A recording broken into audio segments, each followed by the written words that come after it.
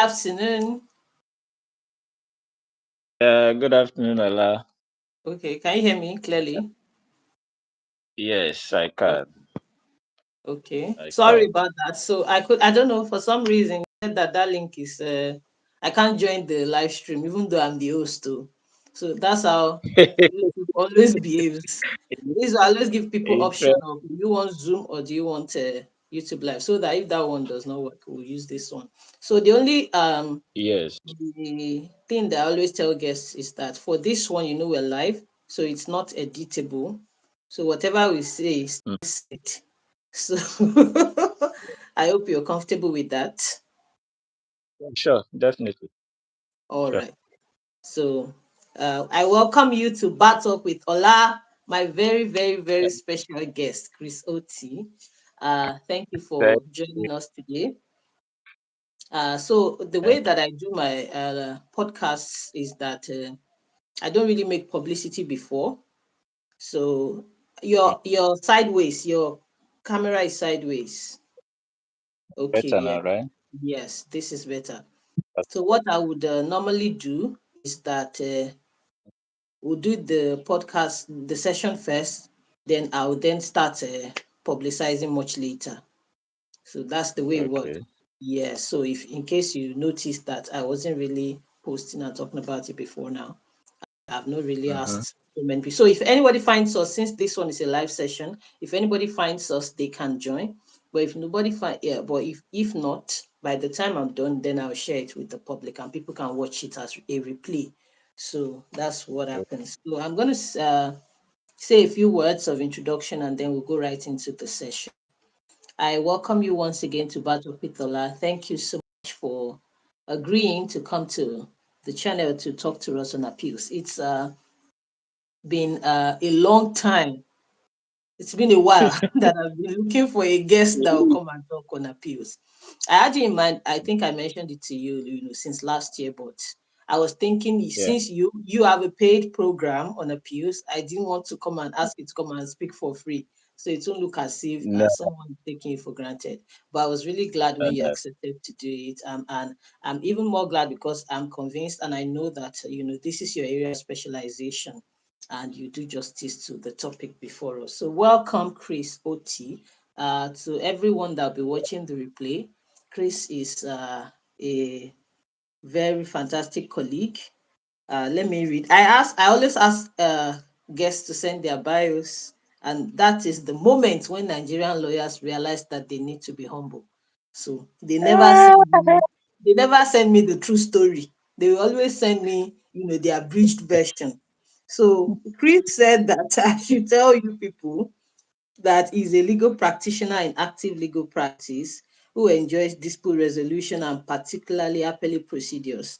He's a senior associate at Bamidele Ibironke and Co, where he does litigation and arbitration. So, welcome, Chris. Welcome to Battle with Ola. Um, Thank to start to start you with, very do you much. have anything to say before we get into the questions? I'm just really glad that we are able to have this show. Will I call it a show now? Or Of course. training? Yeah. Yes. I'm particularly excited anytime I have the opportunity to talk on appeals. And so Mhm. it wasn't a problem at all to accept the invitation. It wasn't a problem at all. Um, it is an opportunity to impart and to communicate in the way that every lawyer that has one or two issues concerning the appellate procedure will be able to understand it. So it is a pleasure. I'm really, really excited to have you invite me to be on your platform. Thank you so, Thank so much. you. You're welcome and thank you for accepting the invitation. So let's go into abuse. You already had him say that he's always excited to talk about abuse. So we're going right into abuse. Let's do a short introduction. First, I'd like to say that abuse is one of the topics that I've gotten the most questions on. There are a few topics like that. There are some that I'm still hunting for the guests to come and talk about them. There are people that I've invited since last year, 2 years ago, 3 years ago. God will deliver Batokwitola, or maybe God will deliver them or deliver us. But I'm so glad that you're able to come. So we'll go through some of the questions that has been asked, that people have asked on the channel on appeals. But there's a video on appeals, actually civil appeals, that I did in, I think, 2022. It Okay. was a question that led to that video as well, but it's just civil appeals, and it was just about the procedure. Basically, that kind of content would be for, I'd say, the purpose of law school. So, but you are coming with a practical experience. So, like I always say on the channel, law for the layman, for the lawyer, and for the law student. So, what is appeal? What is an appeal? What are appeals? Let's start from there. Then we'll go into who can appeal, when can one appeal, why should one appeal, where does one appeal, and then we're now going to the how. So let's use the WH questions as we always do on the channel. So, what is an appeal? Okay. Thank you for this opportunity again. Straightforward, an appeal is an opportunity to a party dissatisfied with the judgment of the trial court to seek appellate intervention or interrogation of that judgment or ruling. Essentially, an appeal is an appellate opportunity, an appellate platform that enables an aggrieved party or any interested party. Now, um, you can be a party or an interested party affected by the decision of a trial court, and you take that to the appellate court for interrogation of that decision. A second chance. It is simply a second chance to interrogate the correctness of the court.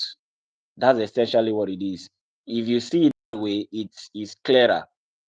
A second chance and another opportunity, an appellate opportunity or platform to interrogate the decision of a trial court as an aggrieved party or as an interest. Okay. The next question would be, just as you've asked, Ola, um, how do I appeal, right? So once No, you no, no, have a no. decision, yes, That's the first question is what is an appeal? Then we'll do the why. Why should I appeal? When do I appeal? Where can I appeal? Who can appeal? So the how will come last because that's what will lead us into the proper procedure. So, but I want to make a distinction before we go on. I recall that I was on an appeals committee. I am on an appeal committee, a standing committee on appeals, not for litigation now, for a particular set of mhm, human beings where I work. So to appeal disciplinary decisions. So, there was a time that we were meeting, and I noticed that when the chairman and others, when they would reach a decision, it felt as though they were eroding or canceling the decision of the disciplinary committee. That would be like the trial court in this instance. So I want you to make a distinction. Is an appeal a retrial? Are we trying to cancel the decision of the lower courts, or are we just looking at certain aspects? Just differentiate so that I want people to have a proper understanding. Because most times Nigerians, when they are not satisfied with the decision of court, especially laymen, they will say that don't worry, we are going to Supreme Court. So is Supreme Court going to throw out the decision and retry the matter, or are they just going to look at, okay, was this decision reached fairly, correctly, this and that? So just throw some light on that. okay. An appeal is a continuation, in essence, is a continuation of the case at the trial court. So it is not an opportunity to bring in a different case so that you retry it afresh. No, it is to assess the correctness of the decision of the trial court. Good.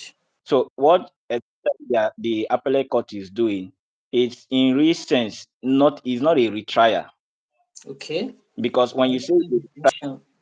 you have an opportunity to bring in certain documents or pieces of evidence which you are not able to bring in. So it's the appellate court opportunity to assess the rightness or correctness of that decision. So that's why it's called a continuation. So whatever you've done at the trial court, it is what the appellate court will use to assess the correctness of that decision. Correctness based on law. That is important because the appellate courts, they are not easily moved with respect of if the trial court got the facts properly. They are not too concerned with that. I say that with care. That's not to say that every fact the appellate will accept it. No, that's to say that their main aim is not as to whether those facts were properly understood by the trial court. They are not so concerned about that. They are concerned on did the court reach a just decision based on law, Okay. Thank notwithstanding you. whether they missed a few facts. Notwithstanding whether they missed a few facts, but did they reach, despite the facts, if these facts that the trial court used in reaching the decision, if it is put together, does it represent the position of the law? That's what the appellate court looks at ideally, because in that way they are not substituting their position for that of the trial court. So that's why it is not a retrial. Good. It is not a Fantastic. retrial. To assess the correctness of that decision based on the law. And Thank you very much. um, it- Uh-huh. it's very different from saying they want to retry the case. Thank you very much for that distinction. I think it's fantastic. You said if they miss some facts, that's not the important thing. The important thing is by law, have they reached, the correct decision? Thank you so much for clearing that up. So, who can appeal? You've mentioned it in your initial answer, but just for reiteration, Okay, who can let, appeal? let me quickly here out to attend to that. Um, Remember again, you must have been a party at the trial court for you Mhm. to be able to have the right of an appeal. So, who can appeal to the appellate court? Simply those parties aggrieved by the decision of the trial court. And then, secondly, any other person affected by the decision of the trial court can then appeal as an interested party by virtue of section 243. You can then appeal as an interested party. So, two Okay. categories of persons are entitled to appeal: party or parties aggrieved by the decision of the trial court a that were parties at the trial court, Yes. and then any affected person can then appeal as an interested party. Okay. This decision is very important because in law there's a decision between a person and a party. Okay. So you must come in as a party to that suit for you to be able to appeal. And so when you look at the provision of that 242 relating to appealing as an interested party, it refers to 242 any of person. because we are some non-lawyers will watch this. 242 of 242 of the Constitution of the yes, Federal Republic. exactly. Exactly. Yes, Nigeria, 1999 as amended. Mm-hmm. Yes. So Okay. Thank you. I, that distinction is very important. So it's not just any person Any that person, can any just party, appeal. Yes, any party. yes. It has to be So, a party of record. okay, at the trial court. So you can't wake up, maybe you read a decision and then you decide that, oh, they should have looked at this, they didn't do this, let me go to Court of Appeal. You can't do it's already Yes. late at that point if you were not a party at the trial court, right? And the only way you can be a party is to come in as an interested party affected by that decision.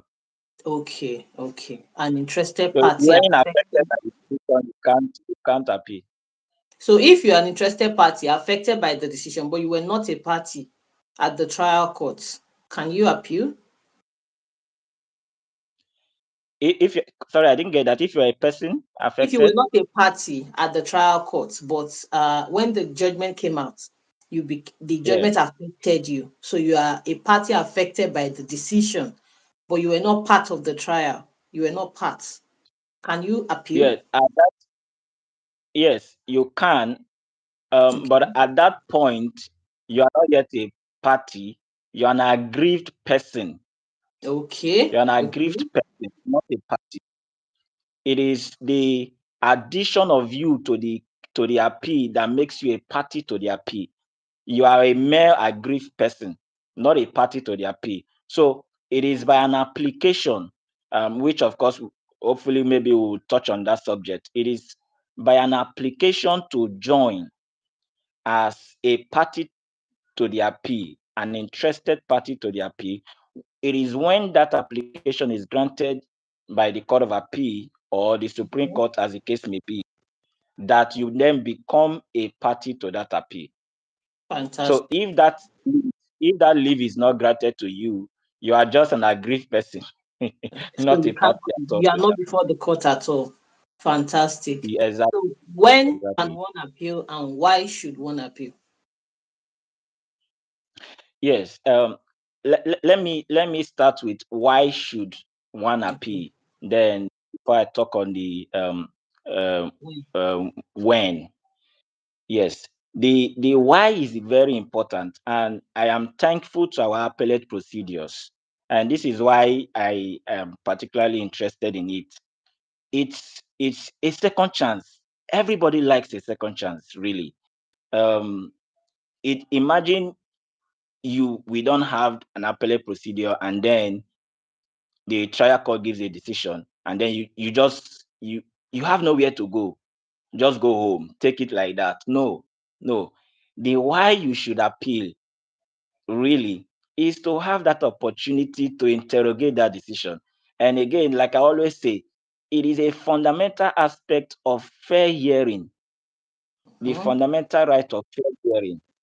Because if I do not have an opportunity to test the decision of one judge, it is a bit upsetting, because I need to know, did this judge even get this thing rightly? Let somebody else look at the decision for me. So really, the why you should appeal is because first, yes, we say the law is at the breast of the judge and the judge knows the law, but the judge can miss the procedure, the judge can misconceive your facts. So it's an appellate procedure gives you that second chance, gives you that another opportunity for the appellate court to review the decision of that court. So that is why you should appeal, really.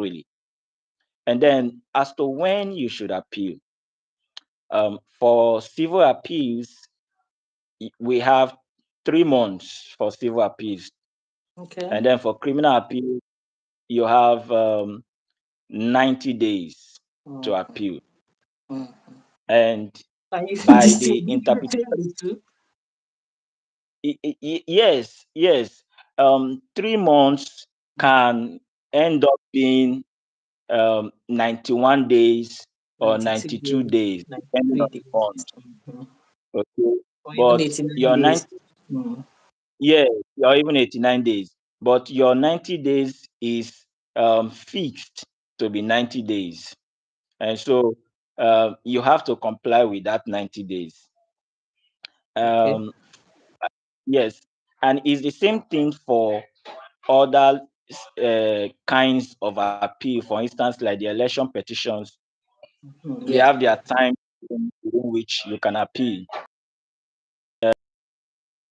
that's 21 days. Within 60 days within which all of the appeals would be concluded. So But you they have have 21 days to appeal. I think it's 21 days to file the no, appeal. 21 days to file the petition. Mm. To file your petition, you have 21 Petition, days. petition. To file your petitions at the election tribunal. Yes, you have 21 days to file your petition at the election tribunal, and then there's also a time.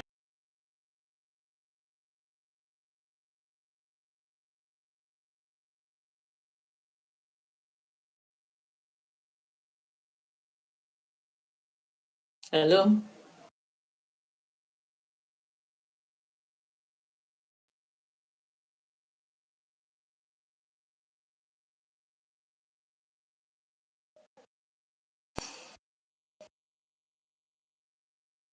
Hello? Are you still with us? Sorry, Yes, I can hear you now. You were frozen for a bit. can you hear me? Yes. Yes. I think Oh, okay. the network. Okay, so like I was saying, the essence of that distinction is to be able to know exactly when you should appeal. Do not assume because it seems like it's a civil appeal, then it has the same time frame. No, there is a time frame for these different levels of or different kinds of. You just need to be sure. But for the basics, the civil appeals and the criminal appeals, you have 3 months, and then you have 90 days for the criminal appeal. So uh, it's expected that you should file your appeal, your notice of appeal, or your application seeking leave to appeal um, within that time frame. Okay. That's expected. Yes. However, for the civil appeal and the criminal appeal, you are to seek the leave of court, or rather seek for an extension of time. You can seek for an extension of time to file a notice of appeal, or to file your application for leave to appeal. That is when you've passed that time. Okay. Okay. But in seeking this application, it's important that you place the facts for your or reasons why you were not able to appeal within the relevant time. Mm-hmm.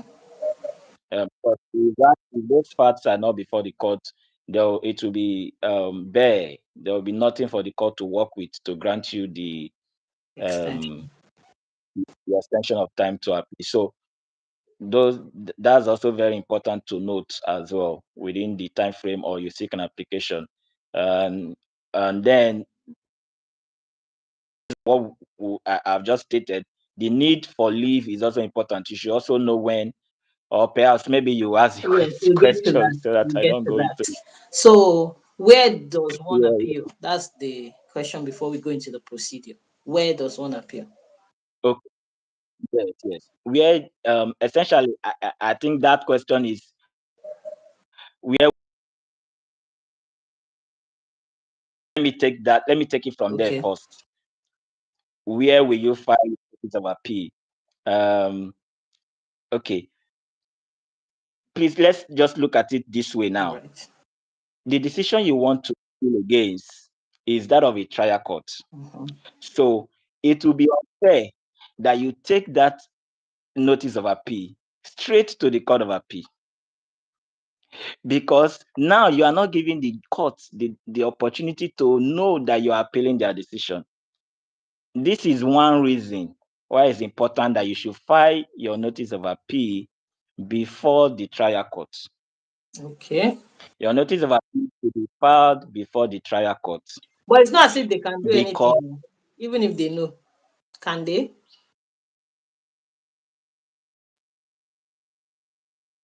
Okay.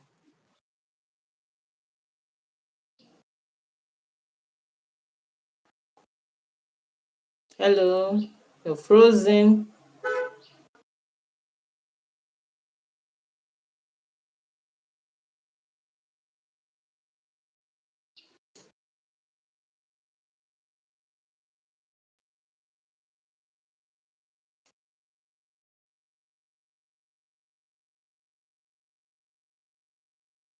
Are you still with us?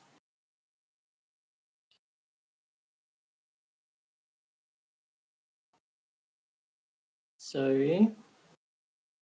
While we're waiting for our guest to return, please check the description box to the video when you're watching it so that you would see his details. At the end, we're going to tell you how you can reach him. So if you want to reach him, the details will be in the description box. Also, the video that we've done already on the channel on civil appeals, the link to it will be in the description box, as well as all the other things that you may need. This live session is powered by OM Livingstones and Co. It's a full service law firm that can be reached at livingstones@gmail.com. Livingstones HQ@gmail.com. Livingstones HQ@gmail.com. So that will also be in the description box. Just check it out. And don't forget that if you need paid legal consultation, you should book a paid session. The links to book a session, whether you want an email consultation or a live consultation, a virtual call, please book. You can book it. The links will also be in the description box. Thank you very much for watching and for joining Battle with Ola. Let me also add, while we're waiting for our guest, that there's a membership opportunity to join as a member of the channel. You can do that by clicking on join, which you will see once you're subscribed. Or you could look at the description box as well for the link to join the channel. Joining the channel means you pay a token every month. It's 1,500 naira, Nigerian naira for now. It may change in the future, but it gives you access to a few perks such as members only videos and a discount on paid consultation, as well as priority responses to comments on the channel. As a matter of fact, this live session was prompted by, some questions that a member of the channel asked recently. I decided that instead of waiting in perpetuity, let's bring a guest, an expert on the channel who can talk to us in detail about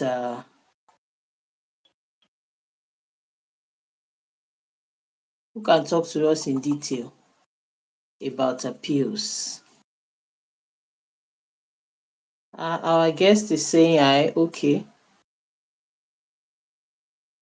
Can you come back? What's going on? Just rejoin with the link. Rejoin with the link if you can hear me."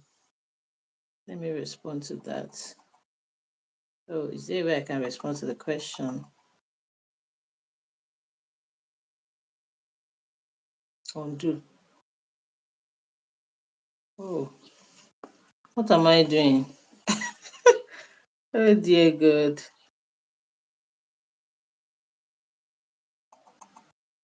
I'm not doing that. All messages are visible, yes.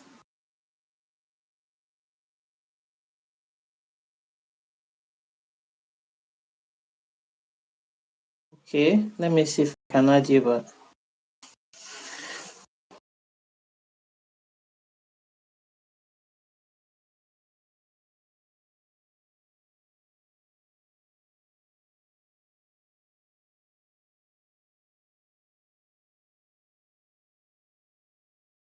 To come back. I guess you'll be able to come back. Okay, yes. Yes. Did you restart? Welcome back. Really, really sorry. I was trying to join with the other. Oh, okay. Sorry about that. I don't know what happened anyways, but I could still hear you here, but you were frozen for a bit and then you went off. So you were talking about where to appeal. You were talking about notifying the trial courts before going on to the Court of Appeal. Can you hear me? Oh, you're frozen again. I can see you, but I can't hear you. What's going on?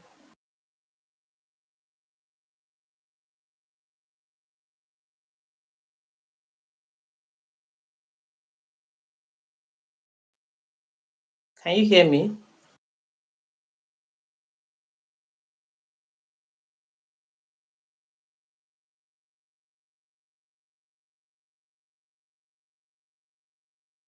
Hello. Okay. Let me remove you and add you back. Okay. Then let me add you again.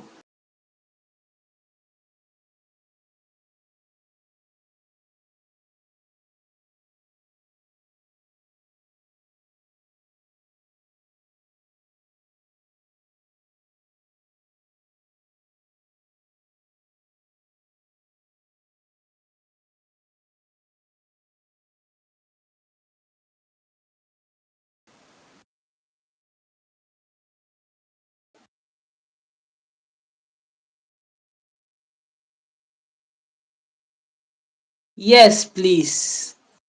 Oluwatobi Akinyemi Salma, thank you for that. I'm still waiting for our guests to rejoin. May the Lord give us victory over technology. I'm waiting for him to rejoin. Yes, that's what we're talking about. Thank you for pointing that out. I don't even know how to reply your comments, but thank you for pointing that out.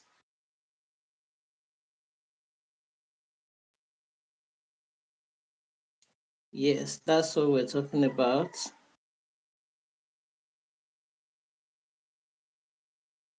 Let's hope our guest will be able to join back in a few minutes or a few seconds.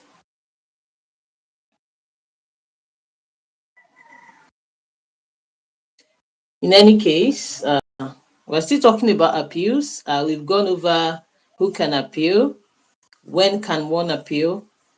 How? No, we've not done how. We've done about what an appeal is, what, who, where, when.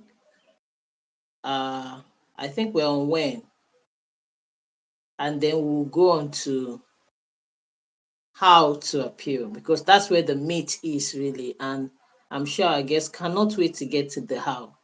He's really good at appeals. I just hope he's able to join us back. The Lord deliver us. I hosted another session on Sunday that was on modes of commencement of actions, which is also a question that people have been asking, on the channel. It's a frequent feature. So that session is going to be live because it's a recorded session, not a live session like this. So it's going to be up on the channel on Tuesday. That's your Tuesday. Please make sure you watch it when it comes out Tuesday, 17th of February 2026. Thank you very much. Our guest should be back any moment from now, hopefully. Oh, thank you, Jesus. Is he back? Yes, he's back. Thank you, Oluwatobi Akinyemi. Thank you very much. We're waiting for our guest to rejoin. Oh, yes, it's going to come in now. It's coming in, it's coming in, it's coming in. Coming, coming, coming. YouTube Live is so interesting. It's so interesting that even it's coming again. So interesting that the initial live session link that I preset for today, when it was time to join, he told me that I couldn't join, and I was the host. Our All guest right, is back. sorry. Thank God. Welcome back. Ah, Sorry. Sorry yes, about the break in I transmission. I think don't the know what's happening technology, really. Is in it the fact, network? Nigeria, it is May where. God deliver us. Amen, amen. So, uh, Yeah. so a viewer has reminded us. Can you see the comments from your end? Yes, I can. Okay, so someone has reminded us where we were before the break in transmission. Yes, the person was asking if it was necessary to notify the trial court. No, essentially, you are not really notifying per se. Okay, I'm just okay. saying that it is one of the reasons why it is important to file the notice of appeal at the trial court.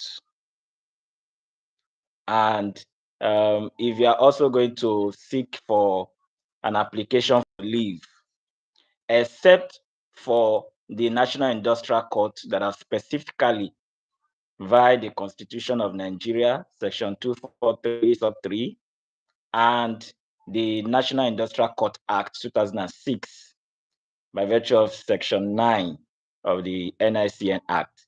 They have restricted the granting of leave to appeal to the Court of Appeal. So Okay. for decisions of the National Industrial Court, you cannot file your application for leave to appeal at the trial court. You have to file it at the Court of Appeal because of those provisions I've just mentioned. However, for the Federal High Court and the State High Courts, you have to file your application seeking leave to appeal first at the trial court, and then you also need to Okay. file your notice of appeal at the trial court. Your notice of appeal should also be filed at the NICN after the grant of the leave to appeal. So what you are doing, why I said it is one of the reasons, it is not to say you are formally notifying them. No. It's not as if you are formally notifying them. Of course, I'm just saying it is one of the reasons for that requirement, for that procedure.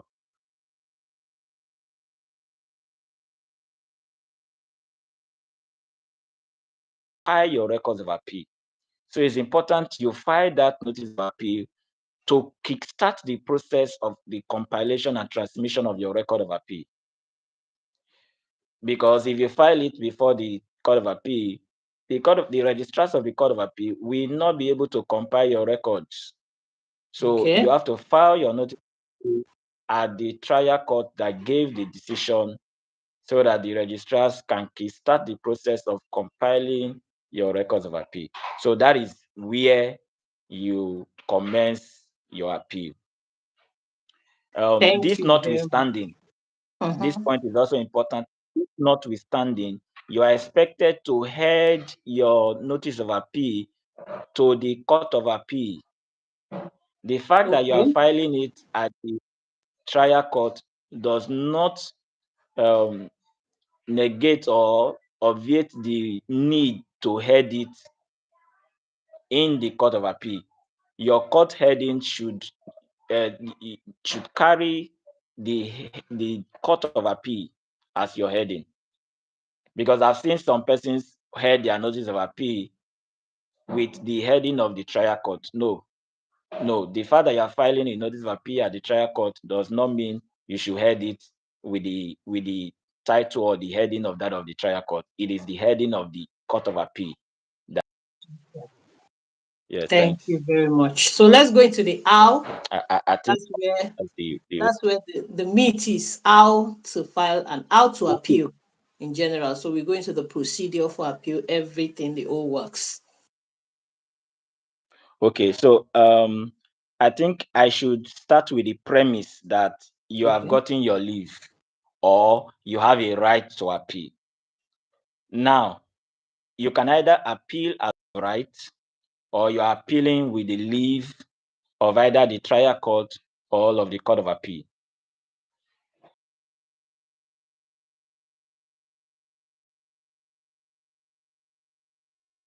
To understand whether the appeal is of right or it is such that you require leave.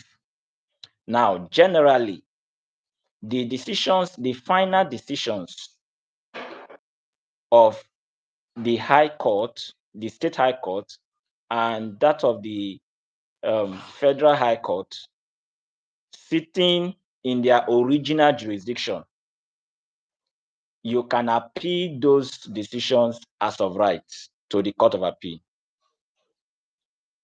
Okay. However, for the National Industrial Court, every decision of the National Industrial Court, save for matters or for appeals relating to fundamental rights, you must seek the leave of the Court of Appeal before you file it. Okay. For decision of the NICN, the National Industrial Court, it is not as of right. It is with the leave of the Court of Appeal. So Okay. it will do you good to understand um, the state of your appeal, whether it's of leave or it's of right.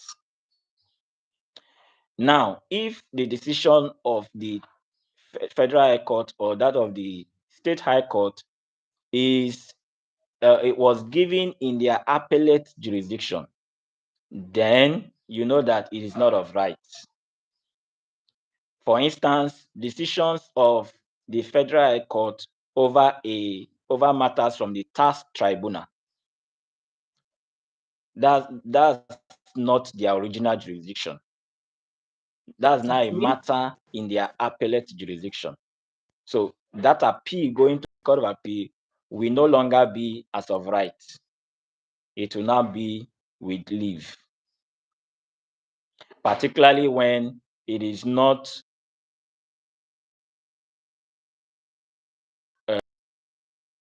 listed circumstances under Section 241 of the Constitution.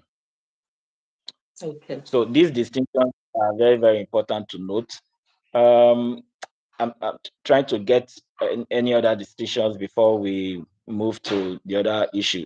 Okay, then these are the important parts we need to consider before we appeal. Now, the interlocutory appeal is also important to note. If it's an interlocutory decision you want to appeal, then you need to seek the leave of the court to appeal. Your leave is from the trial court. Trial You seek the court. leave Yeah. first from the trial court. Yes. You seek the leave first from the trial court. So you are not expected to file your application for leave straight to the Court of Appeal, except is a decision of the National Industrial Court. If it's a decision of the State High Court or the Federal High Court on interlocutory matter, then you should seek the leave first from the State High Court.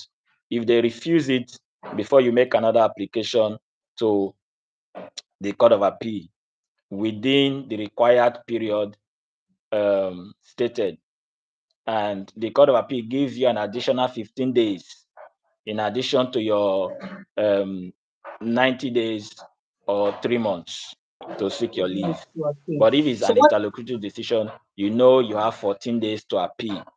Uh-huh. For interlocutory decision, you have 14 days to appeal. So if you want to appeal an interlocutory decision which requires leave, that is when that grounds of appeal is not on law alone, then you need to seek that leave within that 14 days. If it is past that 14 days, then you seek, in addition to your prayer for leave, you add a prayer for extension of time. Okay. So to be clear, So what you now, have said, yeah, sorry to cut you. What you have said is that for interlocutory appeals, you need to ask leave of the trial hello, court. If they refuse, then you can ask from the court you're going to. Is that what you have said? so I didn't get the question, please. I said for interlocutory appeals, you said that we need to Yeah. ask for leave. For interlocutory appeals, we need to ask for leave trial from the trial court. So if they refuse, can you hear me? Hello? It said the line got frozen a bit. Okay, let me He go right said there. What I'm interlocutory saying is that appeals, we need to leave at yes, from the trial court. last. Then you now said that if Also, the trial court refuses, then we can ask from the court of appeal. Is that what you said? I want you to clarify. yes, yes, yes, yes. Okay, If okay, the trial court refuses your or refuse your application for leave, then you have the right of appeal. That's under order.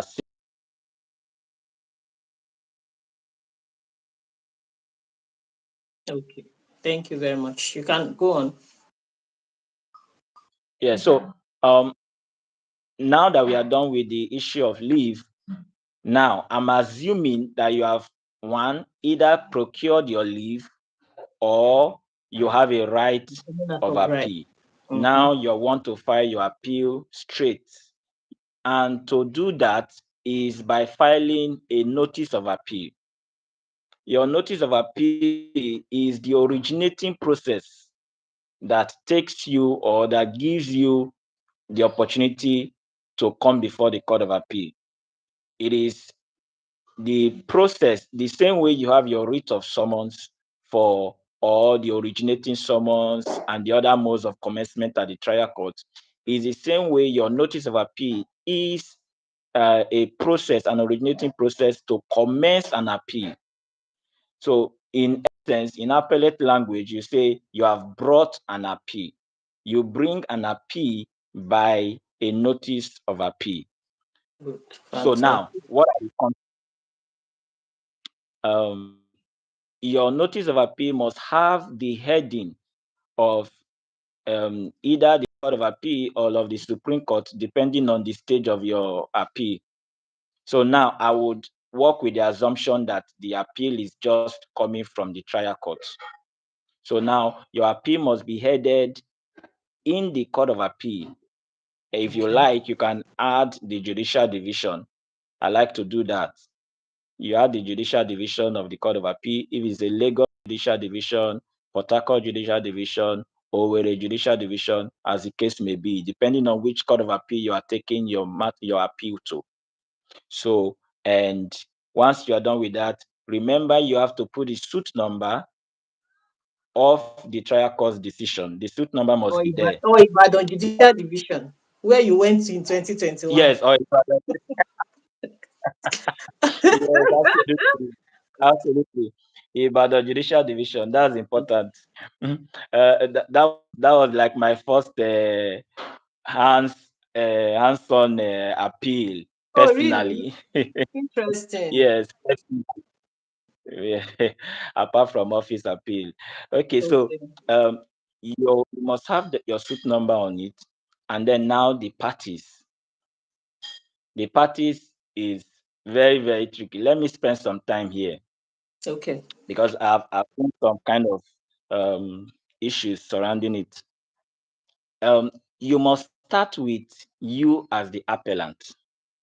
On no basis should you put the other parties who are in the matter before yourself. No, you are the appellant. The appellant must be the first party.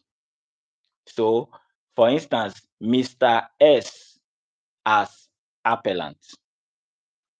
Then you now include, if you have other aggrieved persons that are appealing together with you, then you must list them as appellants together. So if Mr. S and Mr. Y, they are both aggrieved and their interests align, they can decide to jointly appeal that decision. So it can be Mr. X, 1, Mr. Y, 2 as appellants. Then you go to your respondents. The respondents are simply those parties who uh, are not aggrieved, who are not aggrieved with the decision of the trial court. Essentially, the decision of the trial court was in their favor. So they are not aggrieved, they are not dissatisfied. So they are the respondents. And you must add them, you must add every other party that participated at the trial court as respondent. So it is not for Okay. you to pick and choose to say, "Oh, I do not think Mr. T will be so interested in my appeal. Let me remove him." You don't have the right to do that. If you do that, that is a ground to knock off your appeal. Wow. The law is that it is the duty of the appellant to bring in all the parties, and without the leave of the court, you cannot substitute any of the party. So if you so moto on your own decide to change any of the parties, then that's a ground to challenge the competency of your appeal. So we must be careful with that. Um, because there are cases on it where a party says, no, I don't think this person is, I don't have any issue with this person. Even if that person is your close family and you think you don't have any issue with the person, no, don't remove the person by yourself. Add the Okay. person as a But do they response. have to show up? Do they have to show Eh, up no, during they, the appeal? they don't need to show up. You only Okay. need to show that you have served them with the notice of appeal and Oh, that you have okay. served them with the hearing notices. Okay. They don't need to show up. Once you satisfy the Court of Appeal that you have served them with the notice of appeal and you also serve them with the different notices based on the adjourned dates or the proceedings, that's all you need to do. But for formality's sake, you need to add them to your notice of appeal. So that is sorted. Your heading, your suit, your parties. Now, the main issues. Your introductory part of your notice of appeal is important. That is where you put your take notice that the appellant hereof being dissatisfied with the decision of Honorable Justice so of the Federal High Court, Ibadan Judicial Division, blah blah blah, delivered on so in suit number. Remember again, you must indicate the suit number and the parties where that decision came from. So it's not enough to say the decision of Honorable Justice Okoro, in which suit, in which matter. So that's also important. You must indicate the suit or the case where that decision came from. So that's basically your introductory part. And another aspect that I find tricky is the parts of the decision complained of. Now that's your paragraph 2 in your contents of the notice of appeal. The parts of decision. If you are not aggrieved with all of the decision, then you should indicate which part of the decision you are against. So you can simply say parts of decision will be the part where the trial judge said this at page this of the judgment. That's all. Okay. So it must be clear what part of the judgment. Why some other practitioners would just say part of the decision. I personally think that is too vague to say part of the decision. I prefer you be specific to the court as to you are aggrieved against this part as where the court said this and this as found at pages this of the judgment of the court. So that way, anybody that picks up your notice of appeal has an idea of your grievances without even reading the grounds. I can tell this is why this person came to this court without going through your grounds. And then what it also does is it helps you simplify your grants. You are not confused or fishing about looking for grants of appeal. Once you can identify your area, it's easy to distill those grants of appeal. Now, grounds of appeal is the next paragraph for your notice of appeal. The next content. Your grounds of appeal is is like the facts of your matter. It's the same thing with pleadings in the trial court. In your statement of claim, you plead those facts. The grounds of appeal are your facts, so to say. They are your facts you are complaining about, the facts whereof you are complaining to the Court of Appeal about in respect of that decision. So it's expected that you pick out your grounds of appeal. Okay. We are not lawyers. It Thank simply you for that. means the findings of the court, the findings or decisions, the different findings Mhm. leading to the ultimate decision. So what you should be looking out for in your grounds of appeal are the findings. Those findings, that's what lawyers refer to as your ratios, the ratios of the judgment. So, what are those findings?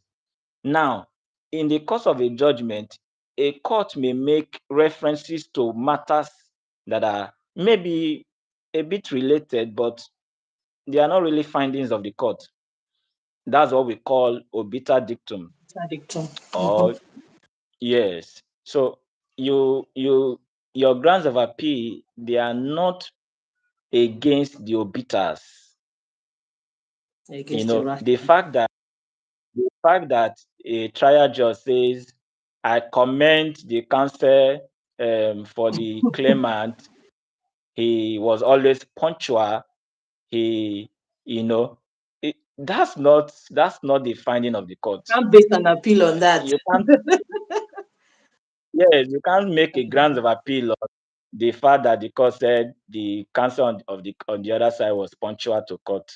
It had nothing to the judgment, except you want to draw a nexus as to bias. Okay, okay. Except you want to do that. I'm just using this as an example. Except you want to draw a nexus and say, oh, um, you believe the judgment was wrought with bias, and then you give that as your particulars, not even as the grounds. You give that as your particulars as to the reason why you believe the judgment was done with bias. So that's important to note for grounds of appeal. And then it's also required that your grounds of appeal should have particulars. Yes, some decisions or some panel may not make a big deal about particulars of grounds of appeal. They may not make a big deal about that, but you never can tell. You never can tell which panel will look at your case or your appeal, and then they will find an issue about it. The rules, the Court of Appeal rules already says you should have particulars. So why not just comply? Because you can never be too sure. Why not just comply with that and do the needful? So your particulars, they are the sort of what you call secondary components of the grants. Now you are giving reasons to validate your grant. For instance, if you are saying that the Lele trial judge erred in considering a piece of evidence in the judgment, now your particulars should tell us why you think so. Your particulars is not an opportunity to start arguing the ground. That's not where you argue the ground, because sometimes you see arguments in particulars of grounds of appeal. No, the particulars is not an opportunity to argue the appeal, but to state why you think so. Now you can say, for the example of the piece of evidence, you can say, one, that evidence was not pleaded, Okay. and you leave it at that. That evidence was not in an admissible form, and you leave it at that. That's the You see, particular. but that's the particular. Okay. Yes. So, but when you start saying, um, in the case of in the case Already of arguing. Okoro and Okoro, Mhm. the court held that all evidence must be inadmissible. That's okay, but you know, there's a more better way to treat issues. That's okay. You can leave those arguments for your brief. Essentially, leave the arguments for your brief, but just state the reasons why you believe the grounds of appeal was wrong, so to say. Yes. So once you are done with your grounds of appeal and then the particulars, it's important to know your relief. Okay, so if you're Eh, doing grounds and sorry, if you're doing grounds and particulars, is it ground one the particular, ground two the particular, or ground separate them Masha. particular? Sorry, it cut off a bit. I didn't Oh, get the I full said if question. you're doing grounds and particulars, should it be ground Yeah. one, then the particulars, ground two, the particulars, ground three, the particulars, or Absolutely. particulars? No, no, no, no. For each grounds of appeal, the particulars should be set thereunder immediately. Oh, So okay. grant Oh, one should have its particulars, then grant two should have its particulars. particular. And Okay. so, yes. So just Uh-huh. keep going that way. Yeah. So when you are done with your grounds of appeal, Mhm. the next Go to the content will relief. be your relief. It's important that you set out a relief. What are you praying the court to do? What are you praying the court to do? Now, this is also another tricky part because, like I said earlier, an appeal is a continuation of the case at the trial court. It's not an opportunity to make new reliefs. Mm-hmm. So don't reproduce, don't bring new reliefs, or don't even reproduce the relief you pleaded at the trial court. Okay. You see that? Don't do that. I fell for it when I started. Okay. I reproduced I reproduced reliefs I From had your at the trial trial court. court. Yes, I Okay. So, reproduced reliefs I had at the trial court. Thankfully, the panel excused it and said it substantially complied with seeking for relief because they were not okay. new reliefs. They were not new reliefs. They were just a reproduction of what I had at the trial court. But it was not necessary because the records of appeal, they're already there. They can see your reliefs claimed from your writ of summons. So it's not necessary to reproduce them to your relief. True, What you true, simply true. need to ask is that the court should allow the appeal and set aside the judgment or decision of the trial court if it's in part, based on what your The complaint is. ground So sound. Okay. simply, your relief is to allow the appeal and to set aside the judgment of the trial court. Now, if you are asking for instance, if you are asking the court to determine the issue, because under Section 15 of the Court of Appeal Act, the Court of Appeal can determine an issue in certain circumstances without um, sending it back to the trial court to retry. There are cases where the Court of Appeal looks at the matter and then they send it back for a retrial to the Mm-hmm. trial court. That's why we said the essence of an appeal is not to retry the matter. The Court of Appeal does not do a retrial. But in certain circumstances, where, for instance, the length of time, for Yeah. instance, in criminal matters, Yes, when like they that's what consider happened the in length the of time Candy and the of state. the dispute or the Mm-hmm. charge, the proceedings, the prosecution have taken a long time, the Court of Appeal can say, okay, in this circumstance, the evidence, especially if the evidence are documentary, can say, okay, the evidence are before us. Let us, by that Section 15, that gives them the general powers of a trial court to look at it and then pass a judgment without sending it back. So if you are looking for such a relief, you can also add it as your relief. So Okay. you just need to, but what is fundamental is that you should pray for the Court of Appeal to allow the appeal, to allow the appeal. That is the language to be used, to allow the appeal and to set aside the judgment of the trial court. Judgment of the relief. Um, Okay. Even if you That, don't that put that's a relief to set that aside, anyone can the use, essence of right? allowing the appeal is to set it aside. I said is that's a relief that anyone can use in any case and it suffices.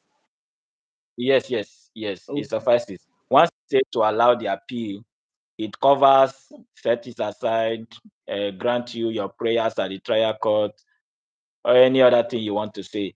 But it's important you tell them that your prayer is to allow the appeal. That's very important. And then um, we move to the next content that will be the parties to the appeal. Now, the law or the Court of Appeal rules expects that you should list out the names and the addresses of the parties. So, first, you start with yourself as the appellant. If you are Uh-huh. the appellant, you put the name of the appellant. Now, not the appellant's counsel. Don't put the name of the appellant's counsel. is the name, because that's not the point of you signing. The name The of the party name of themselves. the name of the parties affected by that appeal, yes, on Okay. the record, yes. So you list them with their addresses, and the reason for the address is because the Court of Appeal rule says every notice of appeal should have the address of the parties. Okay. So just put an address. Just put an address of the parties. Um, if it is the address of the counsel that you know, then copy that counsel and put the address. So you can say the appellant, Mr. So so so and so, copy Mr. Shego Alade, Esquire of Shego Alade and Co. Number so so so so. You put the address. What is important is that it has an address. Okay. The courts have said repeatedly, it doesn't matter if that address is not the current address of the appellant or any of the parties. So far is an address in Nigeria. So far is an address in which the person can be reached. Just put it as the address. And then once you are done with that, the next thing is for you to date and to sign your notice of appeal. You have to date and sign your notice of appeal. Now, the signing of a notice of appeal is that of the counsel or the party.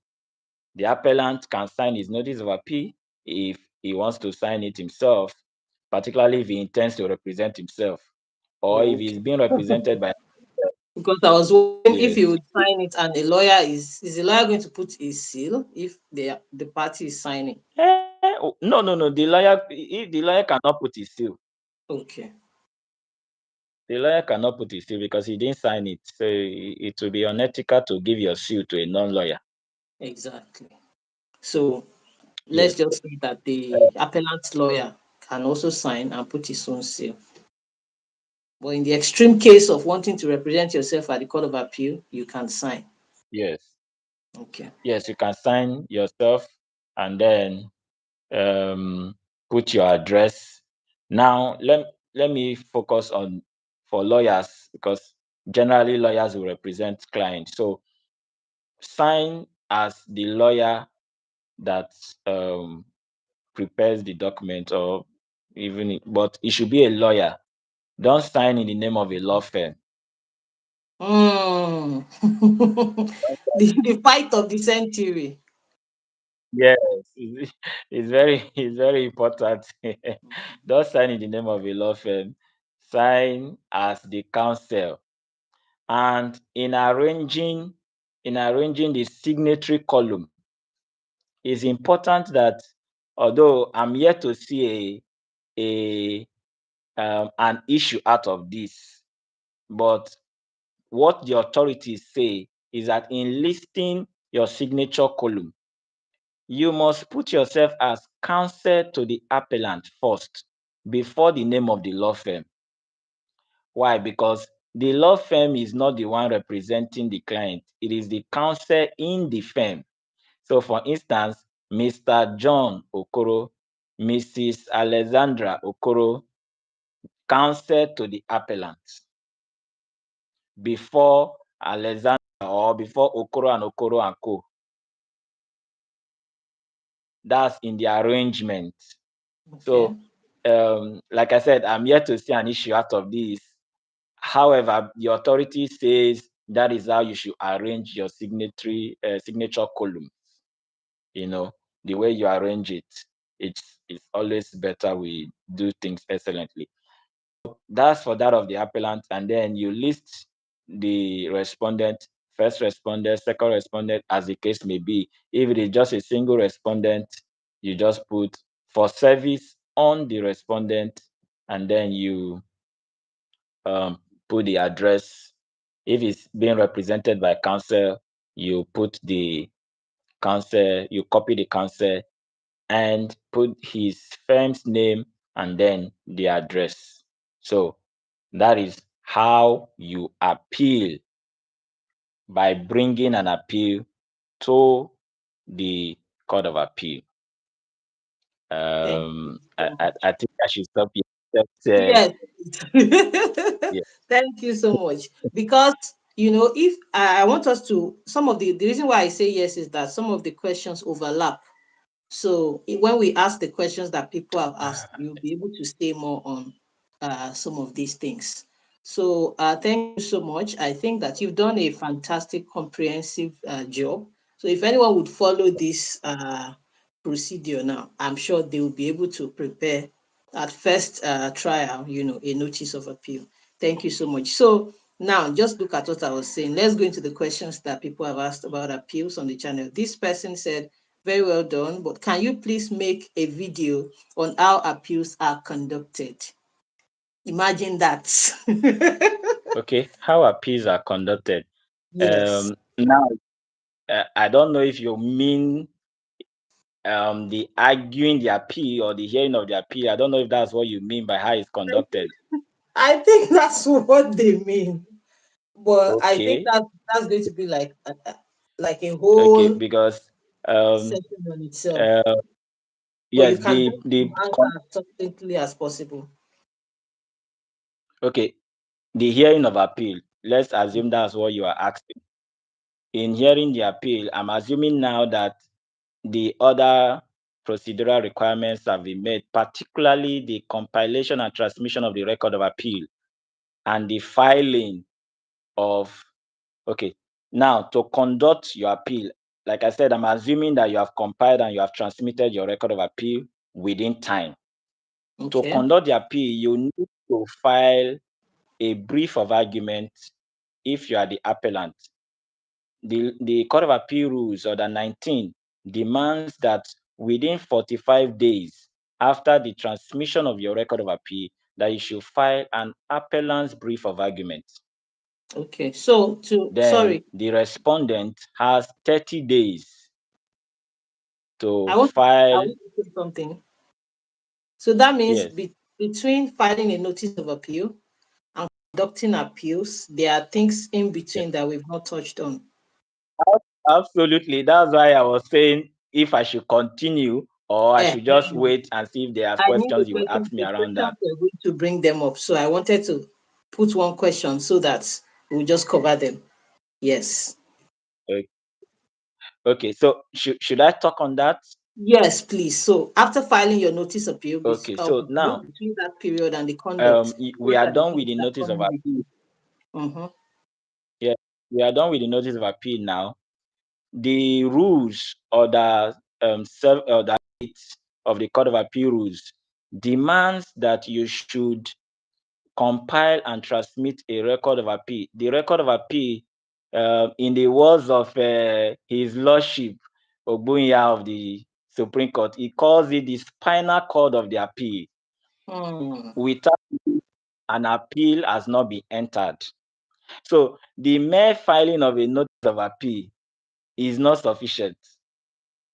That is only showing that you have brought an appeal. Until Hmm. that appeal entered, you are not yet properly before the Court of Appeal. It is when that appeal, when you say an appeal has been entered, it means you have compiled and you have transmitted the record of appeal. That's when the appeal has been entered. That's where you'll be issued an appeal number. So without an appeal number, you are not before the Court of Appeal, really. You are still at And the that's trial. why some lawyers, yes, that's why some lawyers will tell you the mere filing of a notice of appeal does not stay a judgment. Hmm. Yes. So you have to compare that. So what does it entail? By order 8, the registrars of the trial court, they have 60 days from when you file your Notice. um notice of appeal for them to Mhm. compile and transmit the record of appeal. It's a mandatory requirement. They have 60 days. Which they never comply So with or hardly comply with.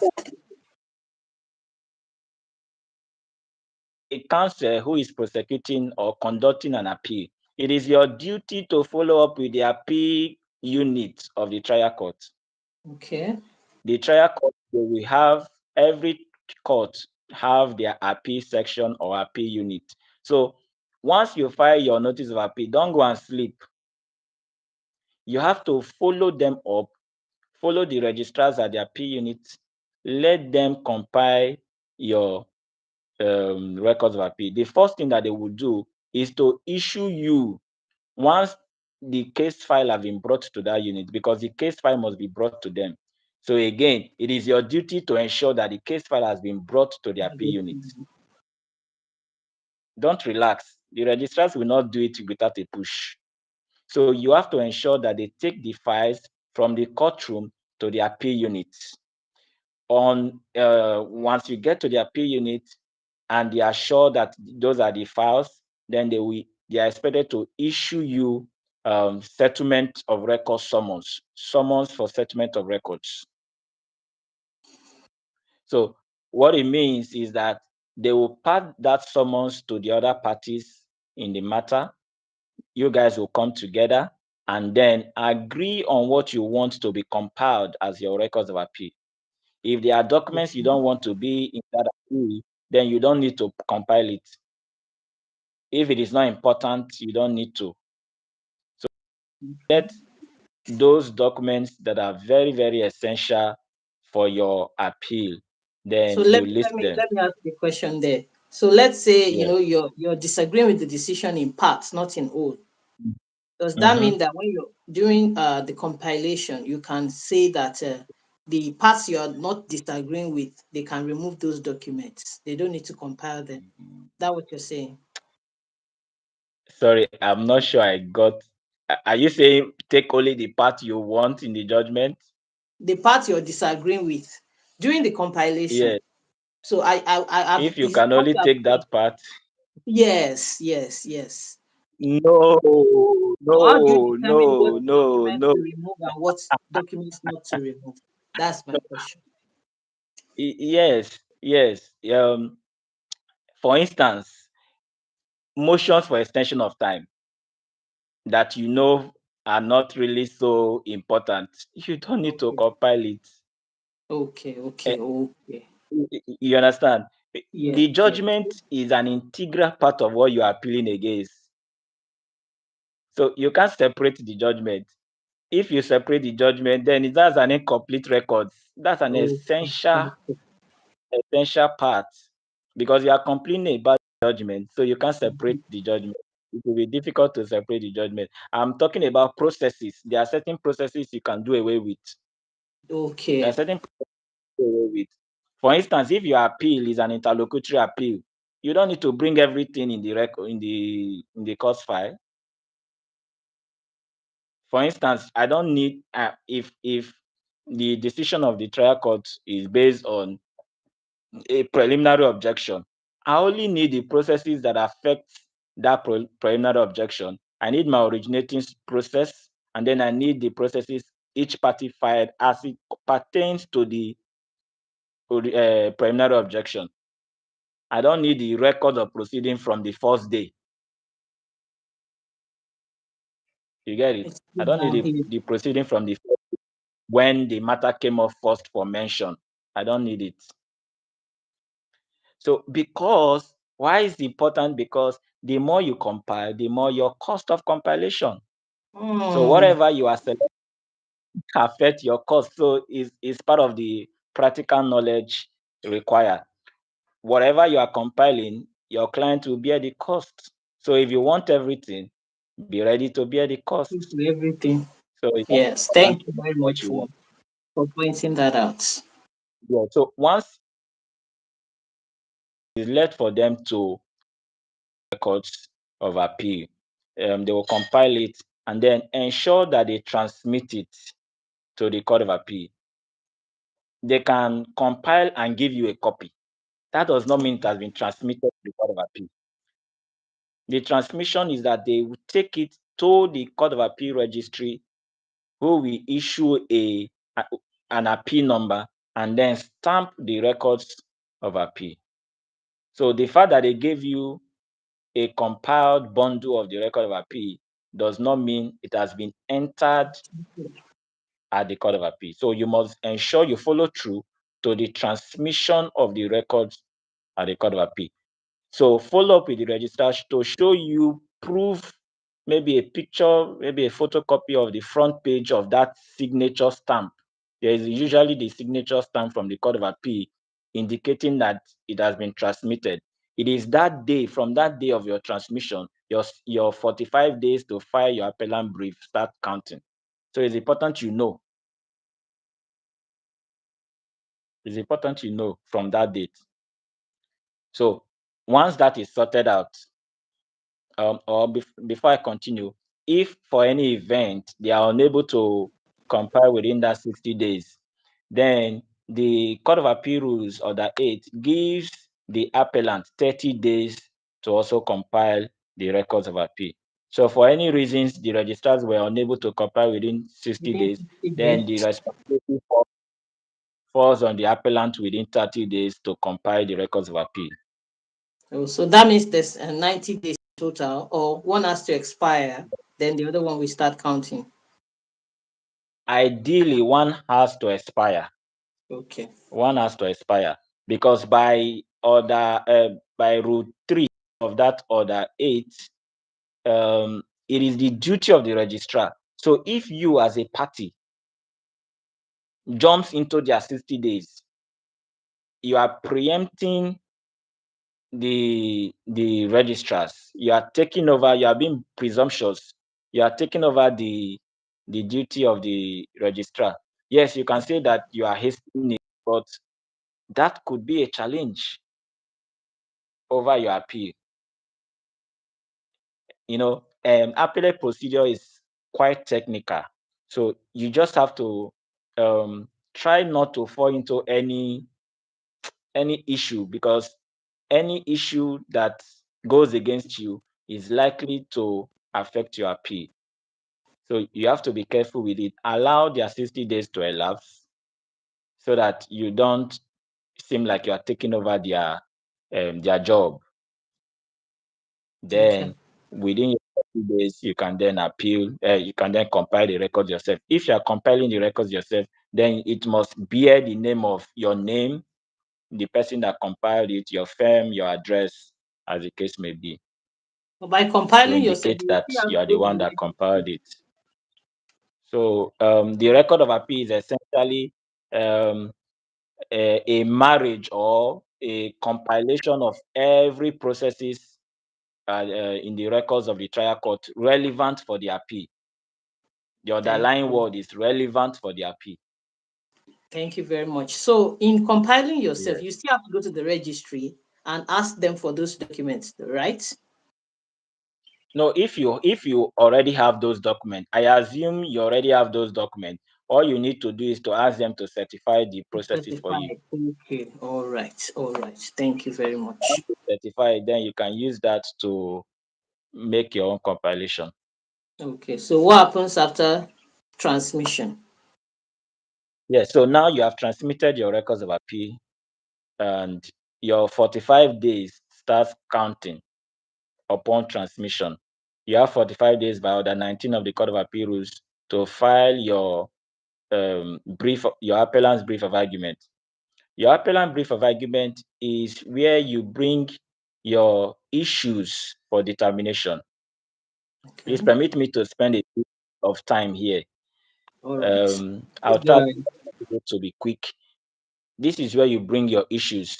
You argue your issues from each grounds, from the grounds of appeal. Now, your argument should not be in vacuum. You must raise issues, distinct issues for the determination of that appeal. And these issues must come from the grounds of appeal. Every grounds of appeal is only permitted to produce one issue. You are not expected to multiply issues, reproduce more issues than one from a ground of appeal. And that's what the appellate procedure referred to as proliferation of issues. You are not expected to proliferate your issues. Do not multiply your issues. Do not reproduce your issues.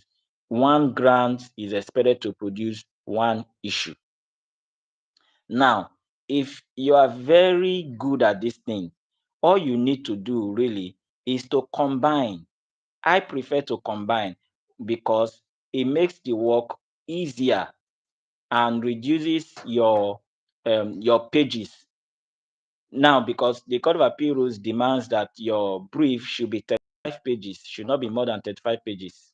So you are limited. You don't have the luxury of pages to argue too much. So limit your issues by combining your grounds. You can combine, for instance, if you have 4 grounds of appeal, you can combine ground 1 and ground 3 to produce one issue.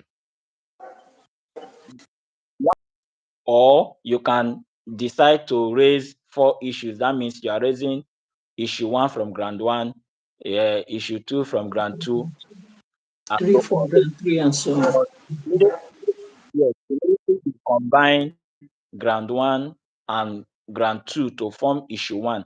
You can no longer go back to that ground 1 or ground 2 to combine Bring again one other with issue. ground 3, Okay, okay, because it is okay. that it has produced, that has given birth to an issue already. So you can't go back there to combine anymore. You can only But combine now from ground 3 and ground 4. is there a possibility that a ground can produce more than one issue? Otherwise, that issue will be deemed incompetent and Okay. liable to be stopped. Is there a possibility that a ground can produce more than one issue? And if that's the case, what does one then do? No, there is no chance. There is no chance. It's not Oh, optional. no chance. There is Okay, no okay. chance. A ground of appeal cannot produce more More than than one. one. Okay. All It's only right. one. So if you are going to, if for any reason you are combining ground 1 and ground 2 to produce one issue, the law sees that one issue to have been a joint production of those 2 grounds. So you can't go back to touch those 2 grounds anymore. If All you right. do that, the issue they bet will be struck off. Can you maybe give an example, so that it's clearer? Like just a. Okay, so for instance, if let's say my ground 1, I'm saying the trial court breach my rights of fair hearing, you know, that I was not allowed to conduct, the trial court did not allow allow me to conduct my case properly. That's my ground 1. That Mhm. I was not able to conduct my case properly. For instance, I was not given sufficient time. So Or you were that not could be allowed my, to cross-examine the opposing counsel's witness. That's yes, that's maybe that's the one. particular. And Mhm. and then ground 2 could be that the court rejected my piece of evidence as having not been in admissible form. And so I'm saying that the court is wrong in that regard. That's my ground 2. Now, if I want to combine it, my issue will be that the whether the trial court got it correctly, or whether the trial court was right when it refused my evidence and failed to give me reasonable opportunity to cross-examine the respondent witness. You see that I've combined those 2 issues. Okay. Whether the trial court was right when it refused this piece of evidence, Exhibit A, and refused the appellant from cross-examining the respondent's witness. Now I can Okay. treat that ground 1 and ground 2 under this issue I've just distilled. Thank you very much. So essentially, it's not as if the court is precluding you from, pointing out all the things that were wrong with the decision. It's just saying that you should be succinct about it. I think that's it's clear Exactly. now from the example. Yes, yes, yes. That's just it. So the fact that you have 20 grounds of appeal does not mean you should have 20 issues for determination. Mhm. You know, you have to be concise, succinct. Yes, that's essentially Thank what you. it is. Thank you for clearing that up. So now you have your arguments, the brief of argument. For those that are respondents, if you're a respondent and you want to raise a notice of preliminary objection to the appeal, you are expected to raise a notice, differently. By Order 10 of the Court of Appeal rules, it gives you the privilege to raise a notice. Now, You don't need to include a written address or a written argument to that notice. Just raise a notice of perennial objection. Just notice of perennial objection. You put the reasons for your objection, and you date it and you sign, and that's it. Okay. Your arguments in support of the preliminary objection should be incorporated into your responded brief of argument. And your notice of preliminary objection should challenge the competency of the appeal in entirety.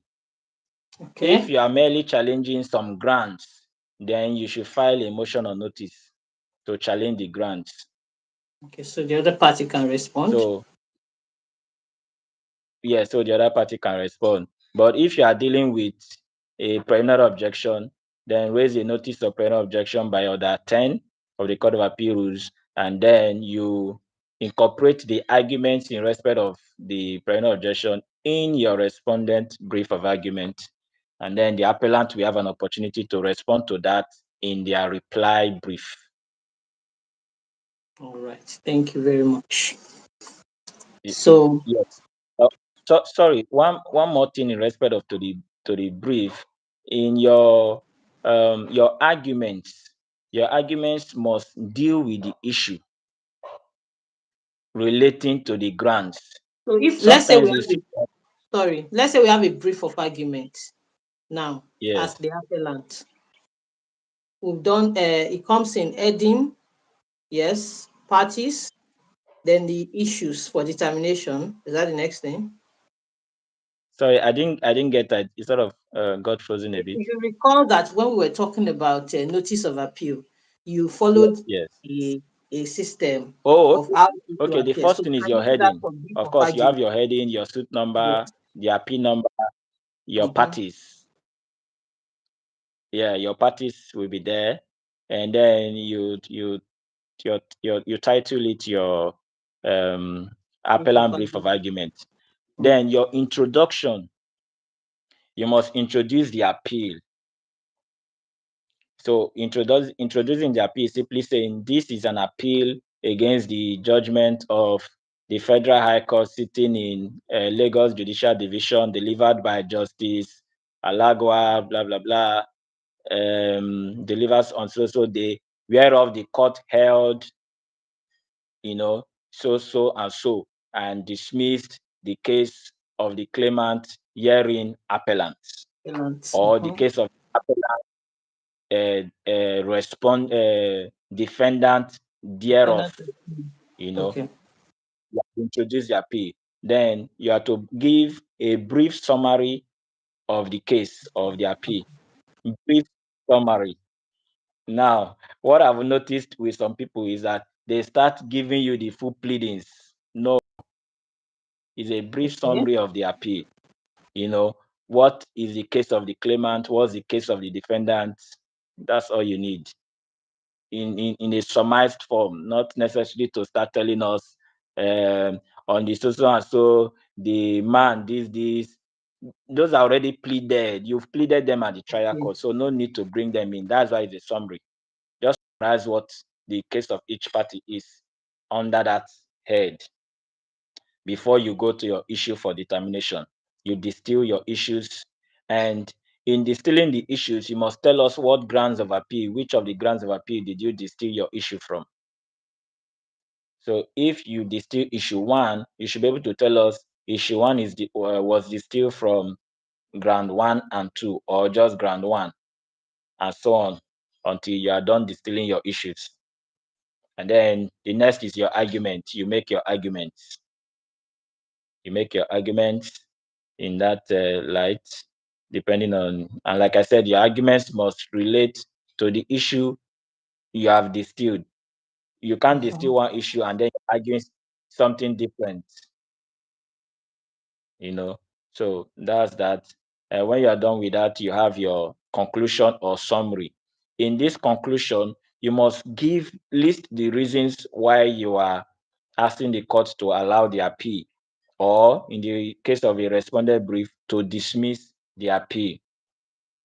So you must list the reasons. So it's just like a summary. to in the final analysis or in conclusion, we urge the Honorable Court to dismiss or allow this appeal for the following reasons. One, you give your reasons for it, and then you date and you sign. That's important. And then for the Court of Appeal, and now recently the Supreme Court, your appeals should either be in Tahoma, the Okay. area, that's That's the your point. font. Yes, your font name, the Tahoma, the area, and then I think there's one other one. Seem to be forgetting that. There are three anyway. Then Okay. And then the your rules of the what or practice direction. they are in the rules of court, order Okay. 19 Okay. of the Court of Appeal 2021. All right. All right. Thank Yes, you you very can much. also see it in I think order 16 of the Supreme Court rules 2024, depending on your uh, which appeal is relevant to you. Okay. So that's So after for filing the for brief, yes. Once you are done with the brief, and I'm assuming that there are no pending motions. Yeah, for okay, instance, if you don't have any motions for extension of time to regularize your brief, that is when you filed your brief out of time, out out of of the time. 45 days. Mhm. Yes, or you didn't compile your records within time, you can bring a motion to regularize, the records of appeal. So I'm assuming that you have done that. Now the hearing of the appeal proper. So So how do what? you conduct the appeal? Yes. So you are now in the court. The other parties, they are available. If you are the appellant and your case is called and is for appeal, the first thing you should do is to introduce the appeal. Like I said when I was talking about the brief just now, you will tell the court that this is an appeal from the decision of the Federal High Court, Lagos Judicial Division, delivered by Honorable Justice.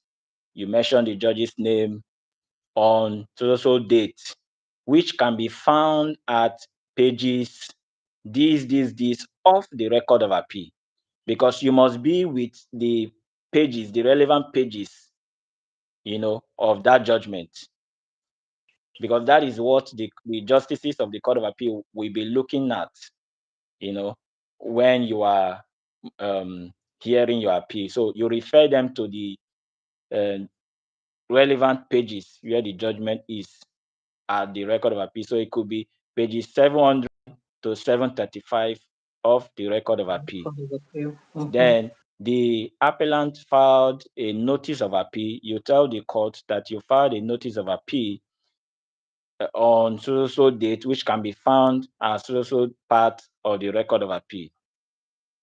So these things, before you even get to court, you should have listed these things maybe on a sheet of paper, have it Okay, typed for somewhere, each or of have reference. on your note. That way, it is easy for you to navigate. It's not in court you start searching and flipping your records of appeal looking for it. You should have it listed out already, and then you just quickly call it your notice of appeal. You filed it at on so date. If it was with leave, you mentioned that with the leave of this court or with the leave of the trial court, which can also be found at so pages of the record of appeal. Then when you are done with that, you move to the record of appeal was compiled and transmitted. You see why it's important to be sure what date your record of appeal was transmitted. You tell the court that it was compiled and transmitted to this court on so date.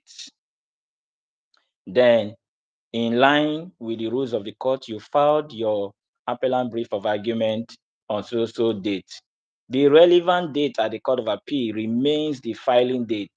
Don't bother the court with your date, the date you dated it. It's the filing date. You Okay. filed your appellant argument on so date.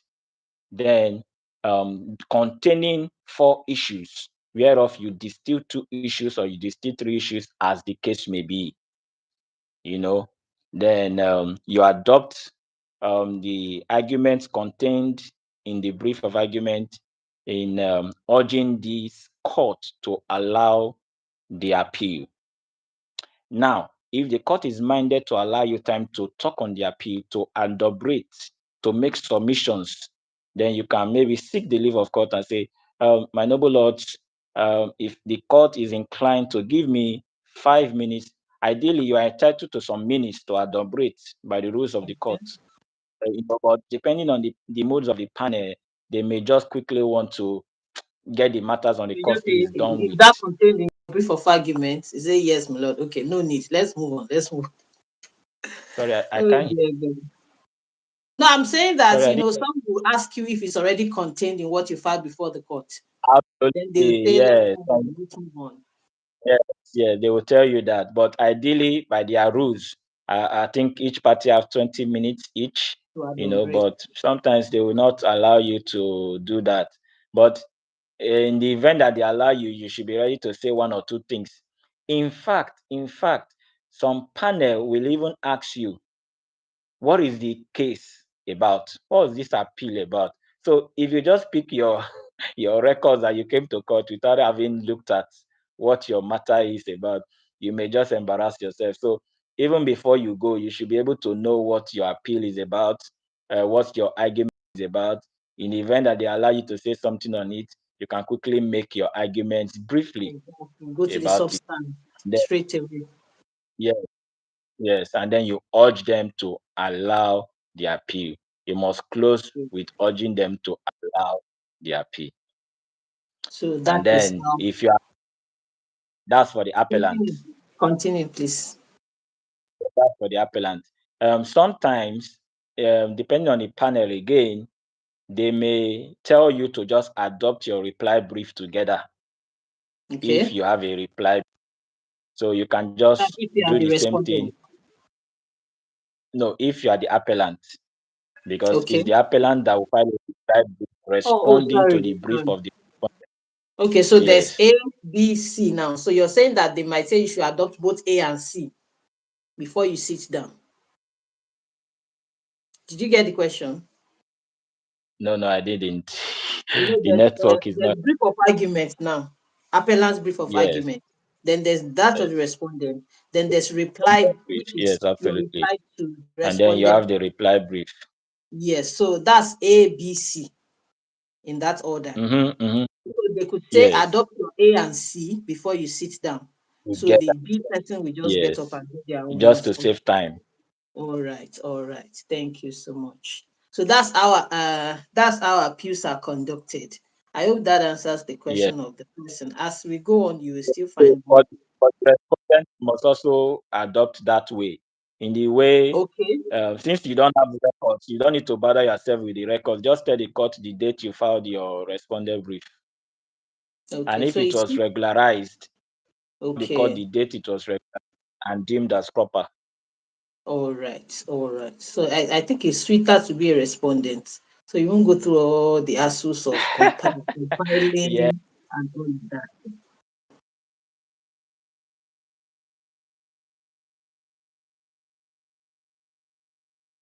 Oh, what happened again? Hello, are you Sorry, I back? didn't get that. Yes, I'm Are back you now. back? Yes. No, no, no. I was saying that it's sweeter to be a respondent because then you won't need to go through the hassles of Oh, compilation and all of that. of course, judgment is in your favor, so it will be sweeter. That's another point. So the next question, someone said you talked about how the defense counsel should appeal the judgment within a specific period of time. That's from another video that we made. And then they said, what is the specific period of time? I think we've answered this question because you've talked about the time, the periods for filing of appeals, both criminal and criminal 90 days, civil 3 months. And then you talked about the period of transmission, the period of filing your brief of argument. So I think we've answered that question, except you have any other thing to add. I'm not sure. I'm not sure I got that question. So, The if question you is can, The question says you talked about how the defense counsel should appeal the judgment within a specific period of time. Now, that's a question on another video that's on the channel. So they are now saying that what is the specific period of time? I've responded to that question already. for Well, What I For did the for defendant, I thought I heard defendant. Yes, yes, let me explain. What I did for this session was that all the questions that people have asked on appeals, I gathered them together. So this particular question is on Okay. another video where I'd said that a defense counsel should appeal within time. So this person was asking that what is that specific period of time. I'm now saying that That when means we you are started, assuming the judgment against the defense counsel. yes, yes. So I'm now saying Okay. that from what you have said so far, you have already told us Mm. all the time periods provided by law. Yeah. You've talked about the civil, Yeah. which is 3 months. You've talked about the criminal, which is 90 days. We've talked about Correct. notice of appeal. We've talked about Mm-hmm. transmission of records, 60 days, extra 30 days. Then we've Mm-hmm. talked about filing brief of argument, which is 45 days. So we've already Yes. covered all the time periods. So this person's question has Great. been answered Great. somewhere in that mix. So the next Okay. question is, can you make a video in respect to the appeal court proceedings process? I think we've already done that, except if there's, because you've already summarized on the date slated for the appeal, the appellant will come and adopt their brief of argument, which is Yes. the opportunity they have to tell the court what the case is all about and the substance of the Yes. appeal. And then the respondents Yes. will do same, and they will have the opportunity Mm-hmm. to refer the court to specific portions of the records of appeal as they go on. And then they will also have the opportunity to adopt their reply, to the respondent's Yes. brief. So after that, what happens? So that we continue this person's answer. After parties Well, have attested. yes. After that, I was going to say something regarding to where a respondent has either a respondent notice or a cross appeal. Okay. But before I start, let me answer this question. In the event that there is no cross appeal or a respondent notice, or even if there is anyway, after the adoption Mhm. or from the respective parties and the arguments, the next is fixed for judgment. The Oh, appeal will then be slated for judgment. okay. Usually, they will tell you at the date to be communicated to parties. Okay. Yes. So that's the end of the appeal. Once you are done, it's slated for judgment. So I think But let that, me quickly talk. yeah, I think that most people have not been in a courtroom, in the appeal Mm-hmm. courtroom. So most people have the idea Yes. of the trial courtroom. It's a long procedure. Then there's Yes. adjournment. So they really want to know what Yes. happens in the appeal courtrown. So what you have told us now is that it's as succinct, as brief as adopt your process, Very brief. adopt your Very process, brief. adopt your reply, Yes. the date for judgment. That is it. Yes, Really. and that's why I say easiest is the easiest in our trial procedures, or you know Mhm. court procedures is actually the easiest. It's just for you to know the rules, know Okay. what you need to do. It's actually the easiest when you compare it to conducting trials. Okay. So you wanted to talk about where there's a Yes, cross appeal. I would say yes, where a respondent, because sometimes a respondent may not be totally satisfied with the judgment. So he has the option to cross appeal against those parts of the judgment he is not fully satisfied with. Okay. So now, the same way a an appellant will file a notice of appeal, this respondent is expected to file a notice of cross appeal. So your notice of cross appeal presupposes that there is already an appeal. Okay. So you will file that your notice of cross appeal in the same way the appellant did his. So you file it at the um, ideally, you file it at the trial court, because sometimes some people will file at the court of appeal and the panel may not, see anything wrong with it. All right. But a cross appeal, independent appeal, so it ought to follow the same procedure as the original appeal. If you meet a counsel that is that will not hear with you can raise an objection on that against your cross appeal. So Just like the a same counter claim. procedure for the Did you get that? no, please, I I said didn't. it's just I'm like a sorry. counter claim, which means it can have a life of Yeah, its yeah. Yes, can independent have a of the life of its own. original Is it? claim. Mm-hmm. Yes, yes, absolutely. It's the same thing as it's similar to a counterclaim. Yes. So you're expected to file that your notice of cross appeal at the trial court as well. The registrars will compile your records. So what can only be in your records may just be that your notice of cross of appeal. You know, they just take it to the court of appeal, and then it's put in the court of appeal as an additional records of appeal. Okay. But if you are very if some persons prefer to just file it at the court of appeal, but it's not ideal. It's not ideal. It's not the right way to file it at the court of appeal. You have to file your notice of cross of appeal at the trial court. The registrars of the trial court will compile it sort of in a way as an additional record to the court Okay. of appeal. So Okay. you can just have that notice of cross of appeal as the only document in that record, that additional record. Then they transmit that to the court of appeal.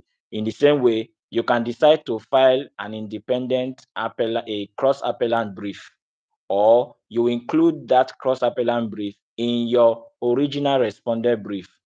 So Okay. if in the event that yes, if in the event that you file the notice of cross of appeal within time, and then they served you the appellant brief, you can decide to incorporate your cross appellant brief inside your respondent brief. Okay. So So it you should now have a be respondent's brief of arguments and cross appeal cross appellant brief. and But cross it's appellant important brief. that you should argue them separately.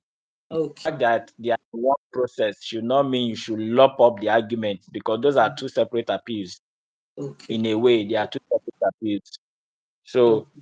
you have to separate them. Argue your respondent brief first, and then create a different page and start your cross appellant brief, So even if though it it's in the same doc. okay, so if it happens that in the judgment the Yes, claimant wants to appeal a part of the judgment, the respondent also wants to appeal a part of the judgment, how do they go about yes. it? Certainly, the person that is more dissatisfied with the judgment of the court would appeal first. Okay. I like to imagine as how it's been. Um, if that other party is delaying, then you appeal. You Okay. appeal So against it that is against you. is there a If the other party, possibility that both yes, parties appealed? This one didn't tell this one did not know. they appeal Appeal. separately. Yes, appealed the same judgment, but Yes, different portions of the judgment. yes, So when it yes, gets to yes. court, what happens? Does the court consolidate it or hears it separately? The court can decide to consolidate since Okay. they are of the same subject, Oh, or they will hear one, particularly the one that is more that the judgment is more against. They may hear one and say, let the second one abide the judgment of the first one. They can do that, or we hear them separately and deliver their judgments. separately. All right. Thank you. The Yeah. next question says, help us to understand how to adopt a brief of argument at the appeal court. We've already done that. So thank you very Yes. much for preempting that question. Then this one said, can you please do a video on civil appeals? We've done it. We've done it. I just added it. There's a video on civil appeals already on the channel. So Mhm. then they now clarify that I mean a summary of the mode of commencement in civil appeals with important dates highlighted. I think you've already answered that when you talked about commencing the Yes. appeal by filing a notice of appeal and Yes. within And we gave exactly and within 3 months. So This other person, can you make a video on applications for interim orders pending appeals? So can you just, I want you to mention, well, let's not go deep into it. Just mention the interim orders pending appeals that can be made.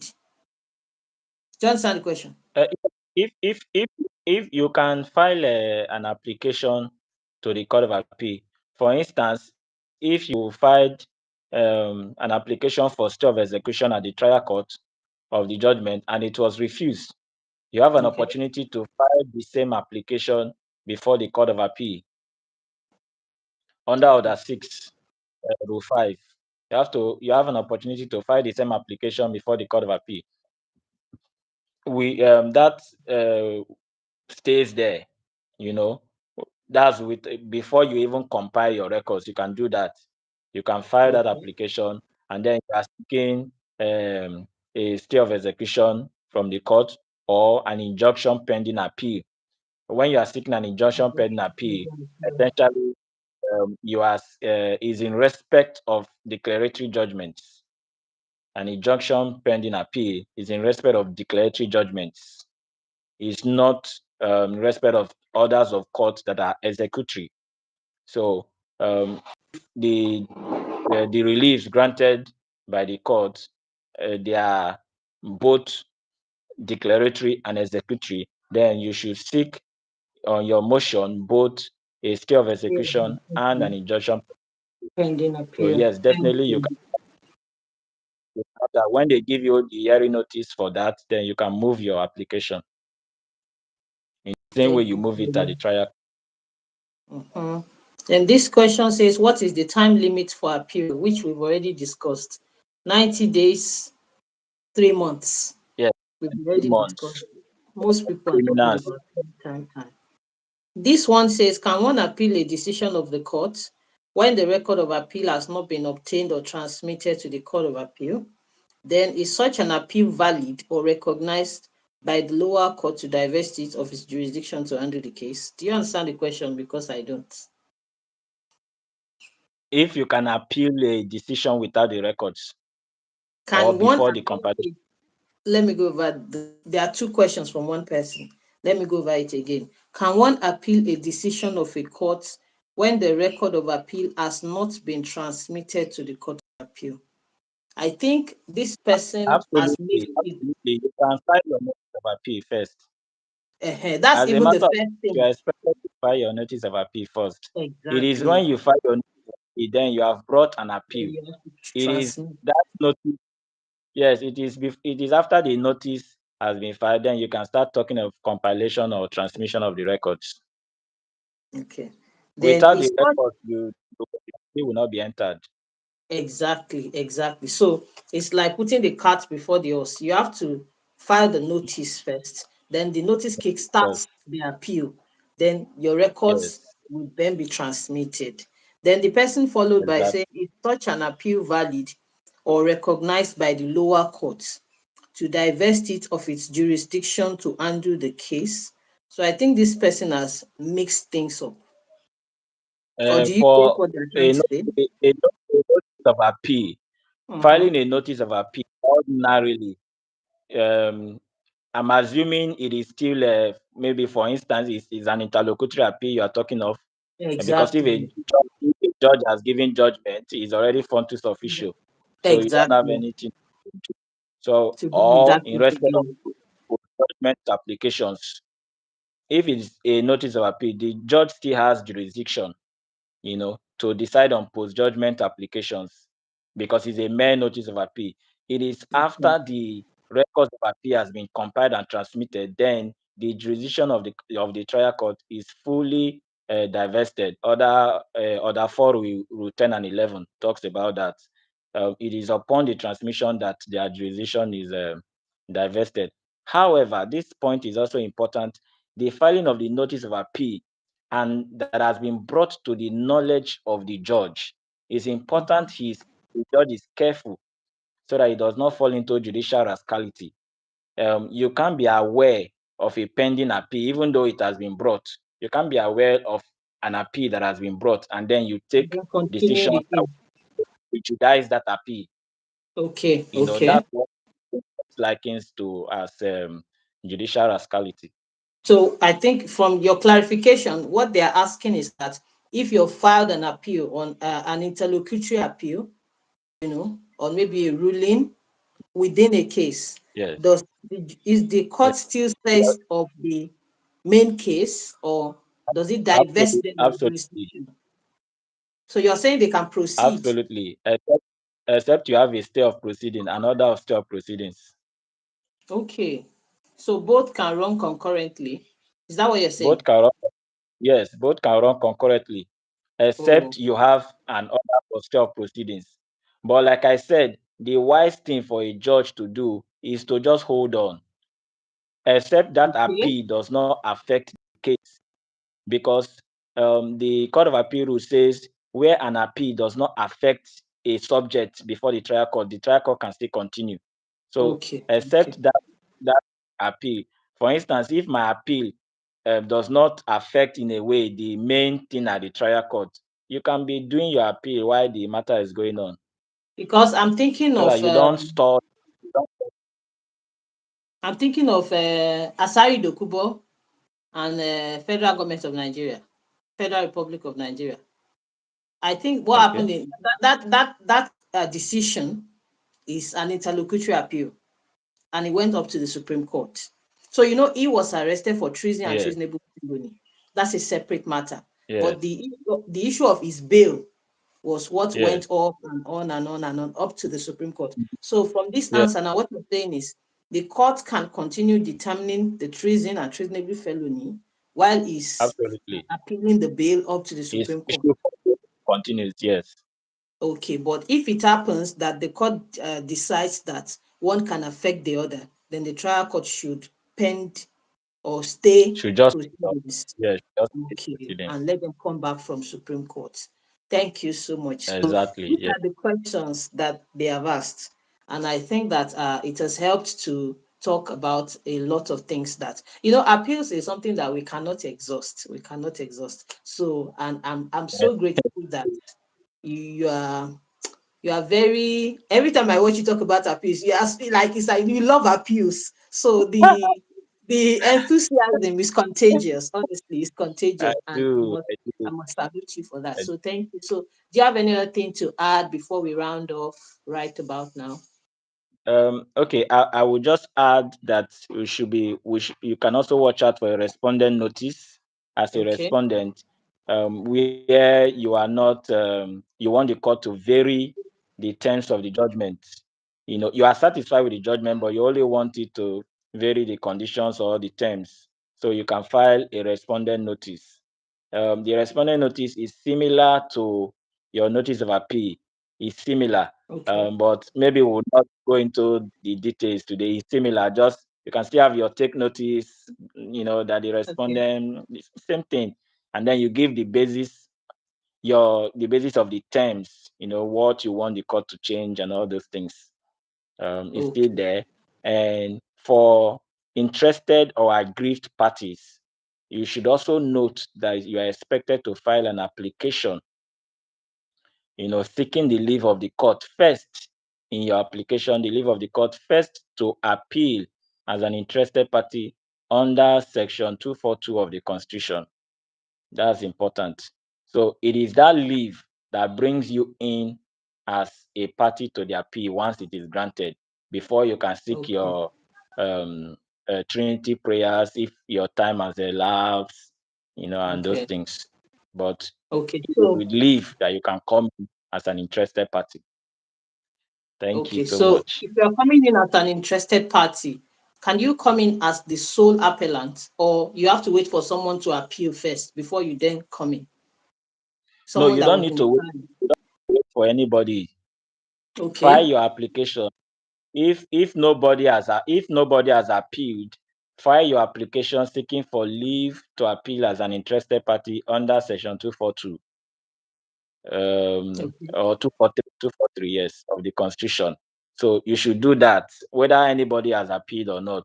You are the one that Oh, knows where it pinches you more. okay. Mm. Thank you. Thank you so much. So Yeah, before but you but go, if somebody has appealed, sorry, please. If somebody has Yes. appealed already, then as part of your prayer, you need to join as an appellant Okay. so that you don't multiply appeal. Mm. Okay. Okay. All right. So you mentioned Trinity prayers. I think we talked about it in the video we did on civil appeals. But can you just briefly talk about Yes, it? your Trinity prayers is relevant or are relevant where you are seeking leave to appeal, and the time to do that has elapsed, and the time to appeal has elapsed. So you seek extension of time to seek leave to appeal, then the leave to appeal, and lastly your extension of time to. So To appeal. it comes in when you are seeking leave to appeal, Extension of and the yes, time that's when you're not appealing as of right. of right, yes, That's extension of time within which to appeal.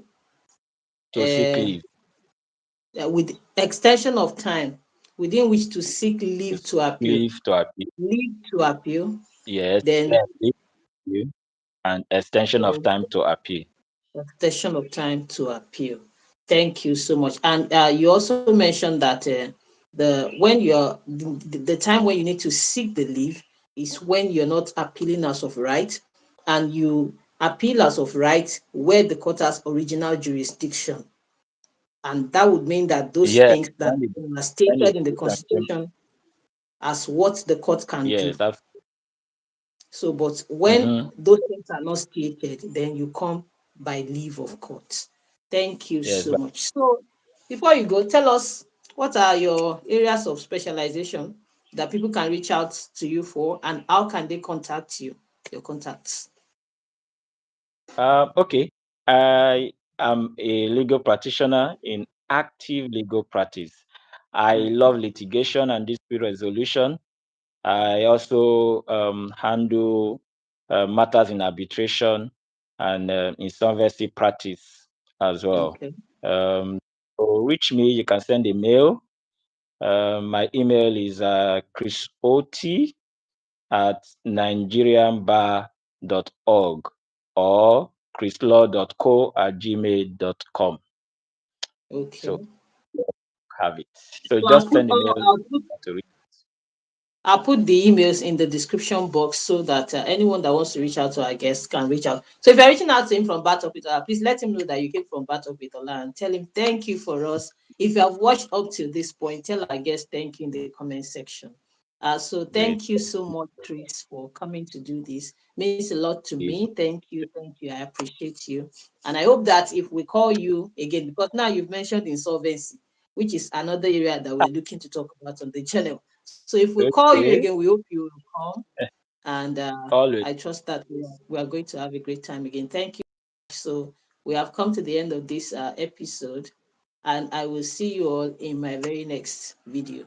Don't forget to subscribe. Yeah. Thank Toodles. thank Thank you. you, Lady Loti, for coming with us up to this point. Thank you. Bye. Bye.